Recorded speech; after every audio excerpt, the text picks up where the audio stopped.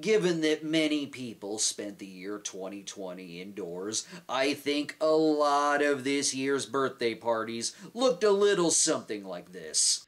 Happy birthday to me.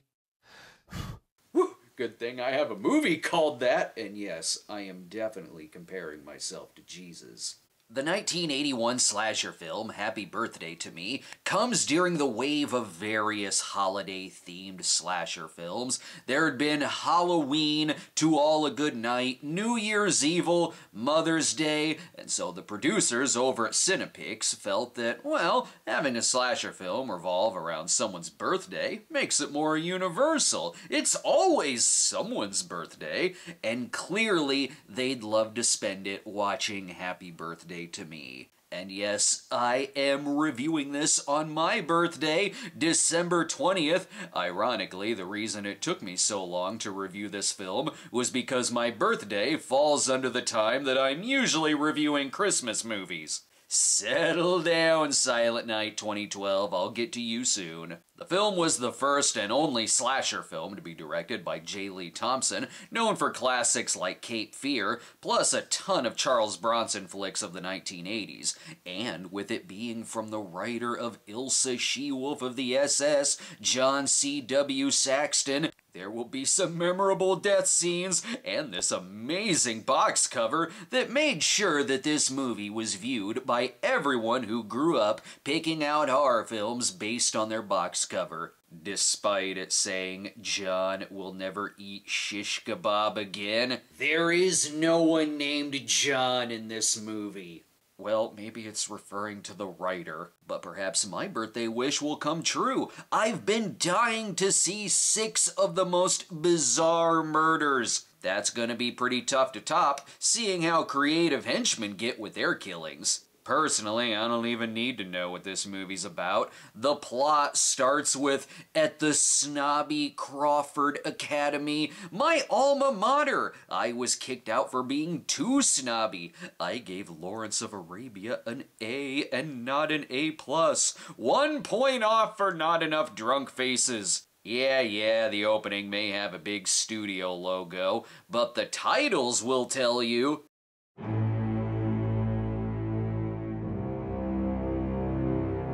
Yep, definitely an 80s slasher film. This was back when it was safe to walk around on campus without the fear of a Bruceploitation actor jumping out of nowhere. Oh, it's all right for you to get busy, but not me. I don't think so. It ranks right up there with Lassie Come Home. Talking Dogs, on the other hand, will still trip your ass. This is Bernadette, who unfortunately is stuck in a car with the writers who are for sure going to kill her off. Maybe it is bizarre for a slasher film. The first girl is still alive and ran away. Perhaps this stranger can help her. Oops, unfortunately that person was Pamela Voorhees. Poor Bernadette, even the opening credits lived longer than she did. The movie's going by herd mentality. If they get drunk in groups, they can't all get killed off.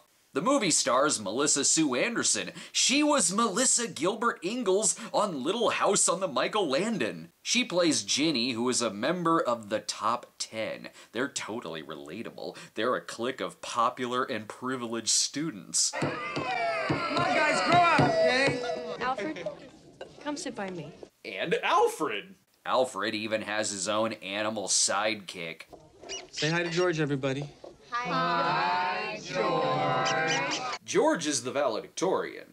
I've got a bad feeling about Alfred. He's played by Jack Bloom, whose IMDb photo suggests he visited the Caligula set on the wrong day. I can tell these will be a group of winners. They steal George the Rat and put him in a beer for a prank. He's saved by Alfred, but this fight isn't something that Chris Montez can't fix. Thank God, my editing that song into the movie means that this is the Animal House universe and not the King Frat universe. To make double sure it's not the King Frat universe, let's also set this in the Blues Brothers universe. Ginny is by far the deepest one in the group. She walks through cemeteries late at night. I'm sure all these people died of bizarre murders. Polio. She's there to see her mom, by the way. We want to make sure that there are no Pamela Voorhees copycats. Or do we? More on that later. As for this scene... You. I'll walk you home. We still want to make sure that it includes rapey villains that you probably would find in one of the Bronson movies. You may think that at least she has her dad, but no, that's Lawrence Dane! Honey, this is not the kind of night for running around. He may be as trustworthy here as he was in Scanners. I'm not sure who she's safer with, her repressed memories about her mom, her sinister dad, or the peeping Tom outside. Good night. Okay, after Father Touchy, maybe she should take her chance with the guy crawling through her window. But you know who you can always trust?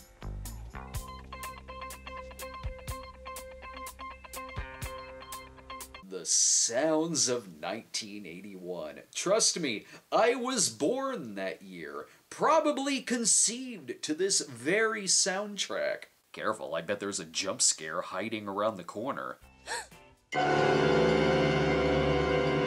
Who could that be? Not to worry, it's just Mr. Clean. However, not even Mr. Clean can scrub away the dirty mind of the peeping Tom.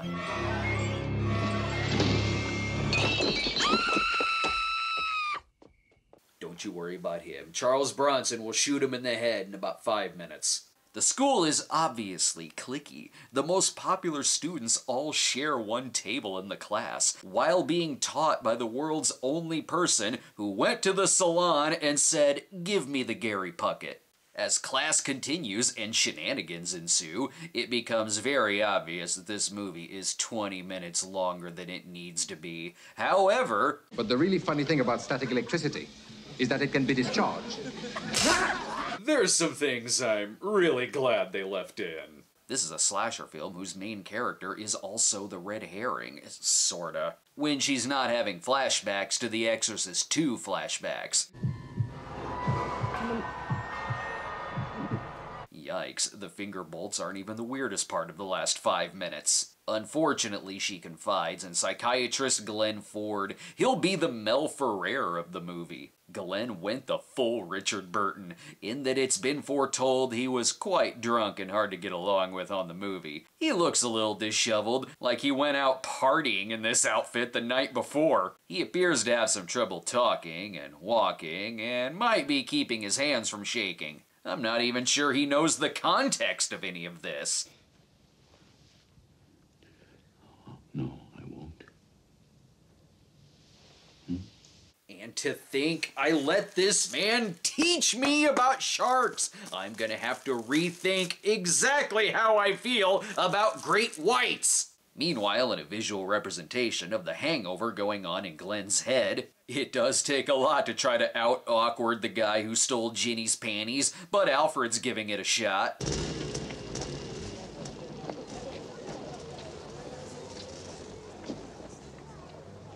Yeah, watch out for the camera there, Arnie Cunningham. To get to the bottom of this mystery, clearly we need to retrace the steps from the first Exorcist. And giving the peeping Tom here the old Pet Sematary 2. You're too late. He already gave the panties to Farmer Ted. They're on their 20th beer of the day. No one's taking their car keys, so this town doesn't even need a killer. I don't understand this universe. It doesn't matter who you are or what sex you are going to climb through someone's windows, even when the town's creeper has been killed. They think they've broken into Alfred's room, but are hit with the realization that no, they broke into Tommy Jarvis's room. Tommy Jarvis created the Jan in the Pan! I don't know why people say this movie is too long. It seems to be wrapping up. What about poor little Bernadette? How do you like her? If he's not the killer in this, he definitely might be the killer in Prom Night, or Slaughter High, or Terror Train. That's not Bernadette's real head, by the way. Alfred invented the "it's actually cake" meme.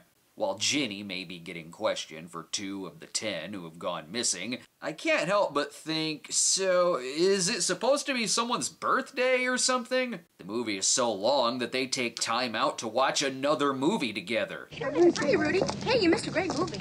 Yeah, well, seems like someone didn't bother to ask me to come along. Never before have so many people fought over missing a screening of Porky's 2 the next day. I guess she's safer with Alfred, who still dresses like he's not over losing out to Keith Gordon and Dressed to Kill. But we've got another bizarre murder to see, as this guy's preparing for his spot on America's Next Top Billy Zabka. By the way, this is an "oh, it's you" movie. We don't see the killer, but the characters do, which causes them to say, "oh, it's you." But come on, weightlifting, death scene, we know who the killer is. It's the Toxic Avenger. Hello, pizza and beer. It is my birthday. The most unrealistic thing in this movie is that all of that blood was cleaned up. Though it's nice enough to cut to a college sports channel for a few minutes. Hey, do you mind not talking about the plot? I'm trying to watch the game here.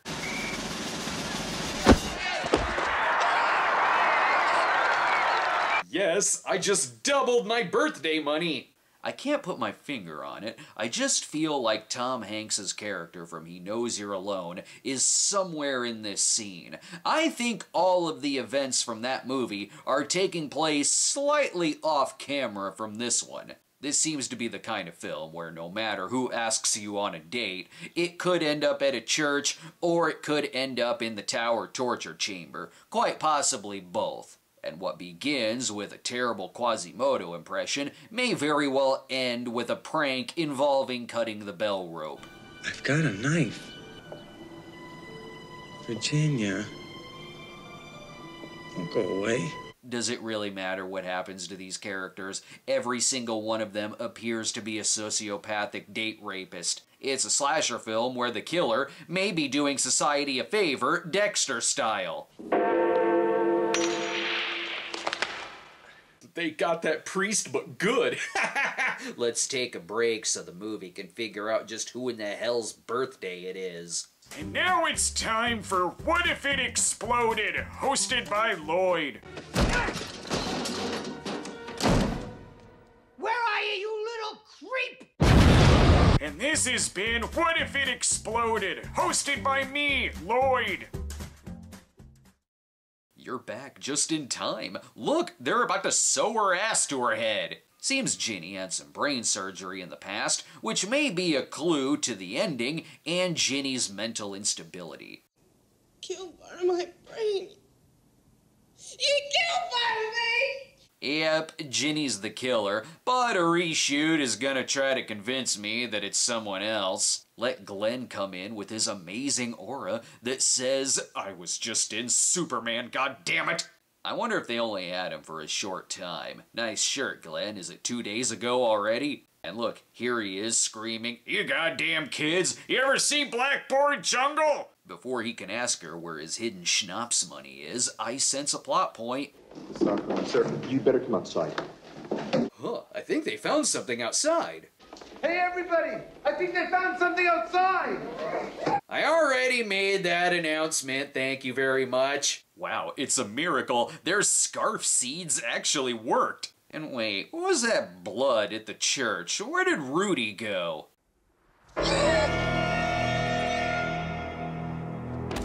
Oh, I guess he's dead. Hi there. Rudy, where have you been? Or not. These people don't act like people. Ironically, the one acting the most normal is the one who actually is drunk. Oh, that's not a real skeleton, by the way. It's just a school prop. Excellent. Another Crane Boys mystery has been solved. Now for the mystery of why do you hang out with these people? I just hope these kids aren't having an adverse effect on you. They're not.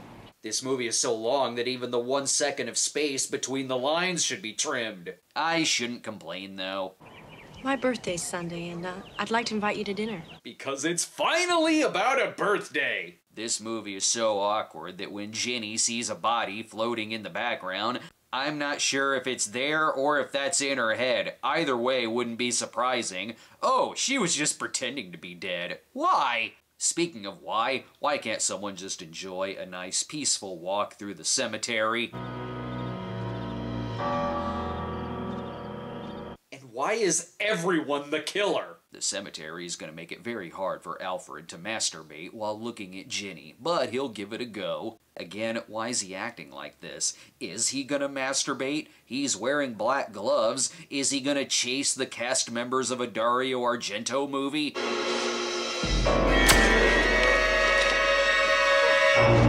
Doesn't matter. Our lead is again doing the town a favor. Alfred was up to no good. In this movie, you're either a killer or a shitty parent.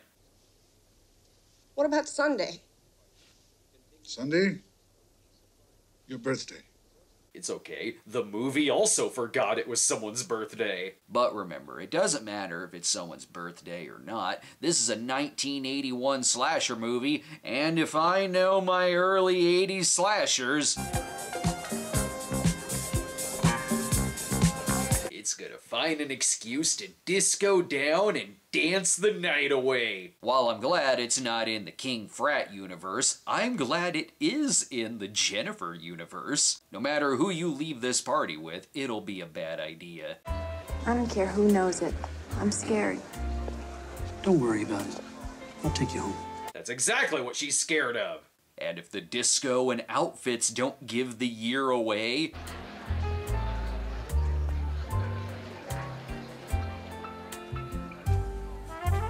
the movie just dissolved on a girl's ass. Ooh, what's this? Shish kebab? I know what's gonna happen. She's gonna turn Steve into a memorable movie poster. And the twist is that he was John this whole time. Way better than the DVD cover, which looks like if the movie had a shitty remake in the 2000s. Don't let this giveaway fool you. This movie gets complicated. That's why she's waking up with a headache. She's thinking too hard about the script.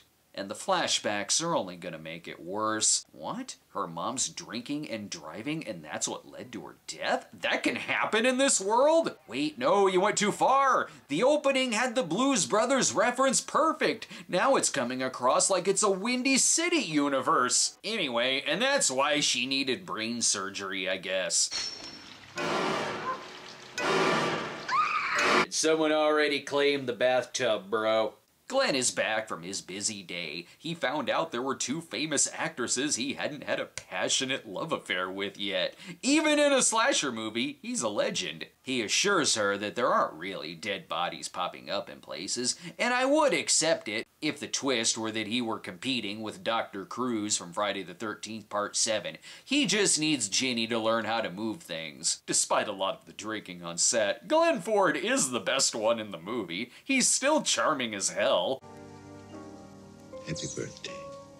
And at least he remembers the lead's birthday. Oh, Anne is missing, by the way. Let me just hit the rewind button to remind myself who Anne is. Ah, got it. Just in time. The movie is flashing back too. All of the students who are missing from the 10 were once invited to Ginny's birthday when they were kids, but didn't show up. Even though Melissa Anderson was age appropriate for the role at around 18, the movie still manages to be weird with age because she still plays her in the flashbacks and she does not look 13. I guess no one came to her party. The stakes have never been lower. We'll show them.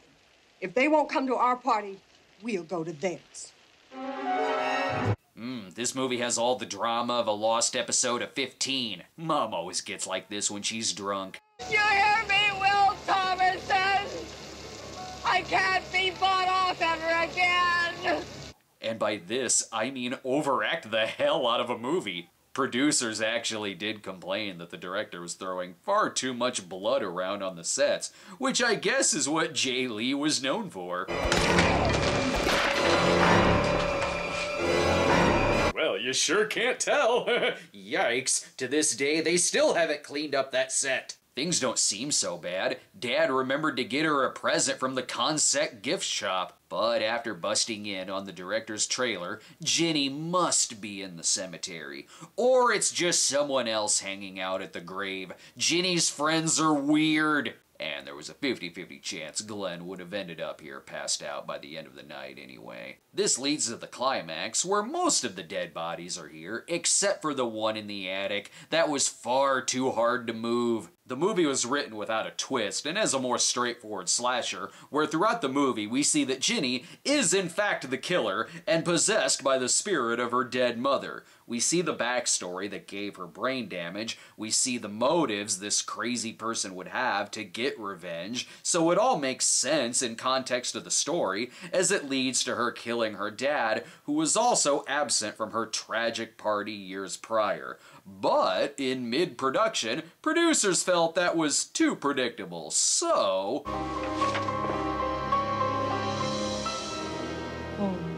So 2 Ginnies! I'm thinking Little House is about to jump the shark. I don't know, this movie had better have a good explanation for this.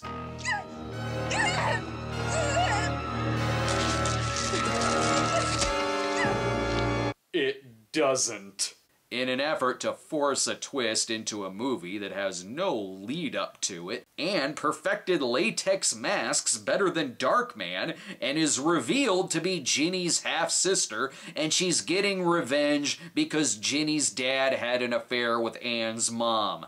I would be upset, but that's what happens when your killer turns out to be Tracy Bregman. She's Lauren on The Young and the Restless. It has to get very soap opera-y. And since no one in a soap opera stays dead, I'd allow a sequel. Especially because this has the worst kind of ending, where it looks like they're gonna pin the murders on Ginny, as if there isn't evidence laying around that it's Anne who's the killer. There had better still be slasher movie end credits.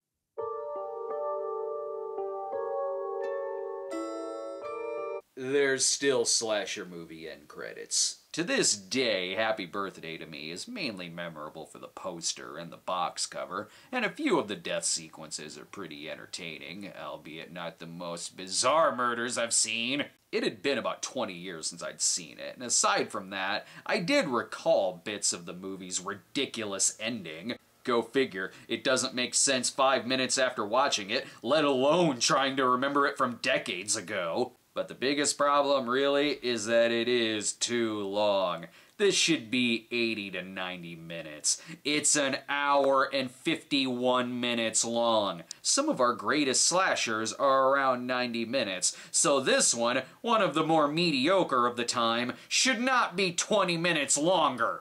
Watching it, you can see where things could be cut or trimmed. It makes it feel like the studio settled on a rough cut just to get it out before another studio's batch of slasher films. Well, that does it for my birthday celebration. Now I'm gonna party like I do on all my birthdays. I'm gonna go to a rainy cemetery and masturbate while I watch people. It's okay. George the Rat will be with me.